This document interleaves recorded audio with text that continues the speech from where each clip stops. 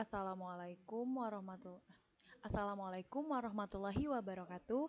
Perkenalkan, nama saya Santika Rosikotu Nikmah dengan NIM 08011182429008. Di sini saya akan menjelaskan tentang soal nomor 1, yaitu pembagian 25. Nah, pertama yaitu include IOStream, yaitu menggunakan file header IOStream yang itu membaca selalu include C-string. Ini gunanya untuk membaca strlen. Ini termasuk file header, lalu using namespace std yang yaitu library compiler std, terus in main itu program utama. Nah, kita mulai dengan kurung kurawal terbuka, yaitu atau yang bisa disebut dengan mulai. Nah, jadi kita mulai program dengan memesan array dengan indeks 100 dengan nama variabel bilangan atau bil, saya singkat bil, dengan tipe data char. Nah, lalu di sini saya juga memesan variabel untuk cek 2, cek 5, dan cek 7 dengan tipe data boolean, yaitu true false.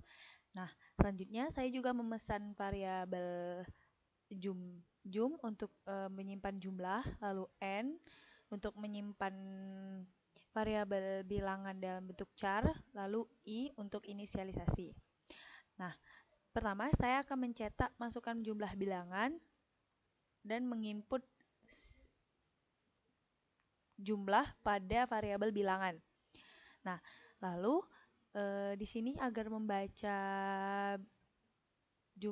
nilai yang kita masukkan di bil, maka kita akan menggunakan strlen bil, yang dimana caranya string bilangan itu dapat dibaca dan disimpan ke variabel n.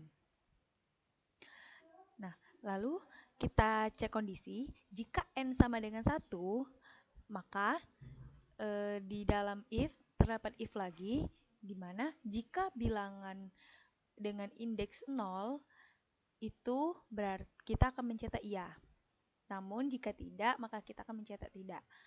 Nah, jika kondisi pertama tidak memenuhi, maka kita akan langsung ke kondisi selanjutnya. Kondisi terakhir yang dimana jumlah itu sudah kita isikan dengan 0. Jadi nilai jumlah itu 0. Nah, kita inisialisasi untuk i sama dengan 0 dengan kondisi i kurang dari n, maka jika bilangan dengan indeks i itu sama dengan 2, ya, seperti ini nih. Ini maksudnya itu kita akan mengubah kedua dalam bentuk char tadi jadi bentuk bilangan. Nah, maka dia akan menyatakan cek 2 itu true. Jika bilangan i itu sama dengan 5, maka cek ke 5 itu true. Mengapa dia menggunakan tanda petik? Karena ini bentuknya dalam char. Jadi agar terbaca, jadi dia menggunakan tanda petik 1. Jika bil i itu sama dengan 7, maka cek 7 itu true. Jika bil i sama dengan 0, maka akan adanya perubahan pada jumlah. Jadi kalau misalnya ini memenuhi semua atau memenuhi dari salah satu ini, jumlah itu ditambah 1. Jadi jumlah ini akan berubah. Jadi 0 ditambah 1. Jadi nilai jumlah sekarang itu 1. Dan perubahan terdapat di i juga. Jadi i-nya tadi yang 0, maka i-nya akan menambah 1. Jadi i-nya itu sama dengan 1. Jadi ini akan berulang lagi sampai i ini tidak lagi memenuhi kondisi ini. Maka dia akan keluar dari for. Nah, dimana setelah dia keluar dari for, kita akan cek jika di dalam yang kita jumlah bilangan yang kita input tadi itu mengandung 2 dan 5 atau 7 dan atau 5 dan 7 atau jumlahnya lebih besar sama dengan 2 atau nolnya itu lebih dari 2, maka kita akan mencetak iya. Jika tidak, kita akan mencetak tidak. Dan program selesai. Untuk di algoritma pemrogramannya juga seperti yang tadi saya jelaskan di sini. Lalu pseudocode-nya itu sama seperti program, namun dia lebih ke bahasa sehari-hari. Nah, jadi untuk penataannya itu lebih ke bahasa sehari-hari.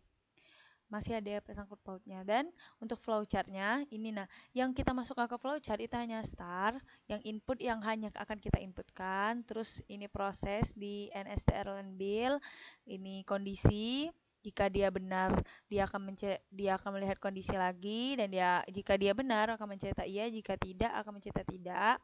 Lalu dia lanjut, setelah dia cek kondisi dia lanjut. Jika tidak kondisi tidak memenuhi, maka dia akan adanya proses zoom yang dimana itu isinya 0, lalu for, dengan di dalam for ini ada kondisi yang tadi seperti ini, lalu ada kondisi lagi, ini adalah to, dan yang ini akan adanya perubahan di jumlah, lalu jumlah akan ke atas lagi, akan perubahan di i. Dan jika tidak, inilah sudah dari awal tidak memenuhi, maka dia akan langsung keluar dan dia akan langsung mengecek ini. Jika benar akan mencetak iya, jika tidak akan mencetak tidak, dan langsung ke program selesai. Oke, itu saja. Kita akan mencoba contoh.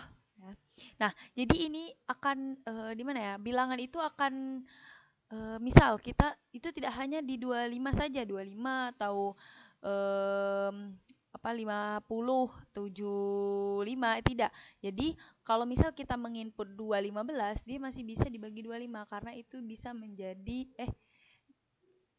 125. Nah, misal ya, kita menginput 215 tadi. Nah, jadi ini bisa dibagi 25 karena ini bisa menjadi 125 gitu. Oke. Itu saja yang dapat saya sampaikan. Jika ada kesalahan saya mohon maaf, kepada Allah saya mohon ampun. Saya akhiri. Wassalamualaikum warahmatullahi wabarakatuh.